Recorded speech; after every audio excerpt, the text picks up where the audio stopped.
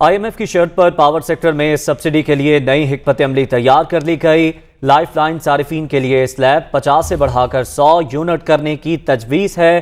301 से 700 यूनिट वालों को 4 स्लैब्स में तकसीम करने की तजवीज़ दी गई। पावर डिवीजन ने सब्सिडी से मुताल्लिक दरख्वास्त दायर कर दी है। आईएमएफ की शर्त पर पावर सेक्टर में सब्सिडी के लिए नई हिकमत अमली तैयार कर ली गई है, जिससे मुताल्लिक मज़ीद तफसीलात जान लेते हैं। अलीम मलिक हमारे साथ मौजूद हैं। जी अलीम।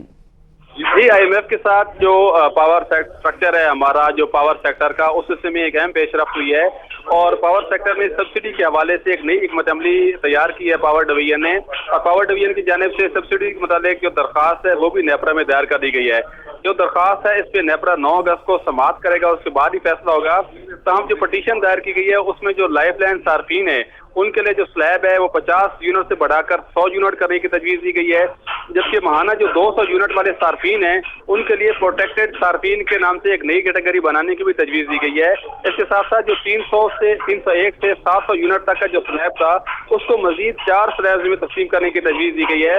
301 से लेकर 400 और 401 से लेकर 500 यूनिट के लिए अलग स्लैब बनाने की तजवीज़ दी गई है, जबकि 501 यूनिट से लेकर 600 यूनिट और 601 यूनिट से लेकर 700 यूनिट तक वाले सार्फिन के लिए भी अलग स्लैब बनाने की तजवीज़ दी गई है। हमारे ज़राए का ये कहना है कि जो नए स्लैब बनाए जा रहे हैं इससे बिजली के टैरिफ पर कोई फर्क नहीं पड़ेगा। इस इकदाम का मकसद जो पावर सेक्टर में सब्सिडी है उसका असर नौ तयन करना है और इस सब्सिडी को मजीद टारगेटेड बनाना है। बहुत शुक्रिया अपडेट करने के लिए अलीम मलिक।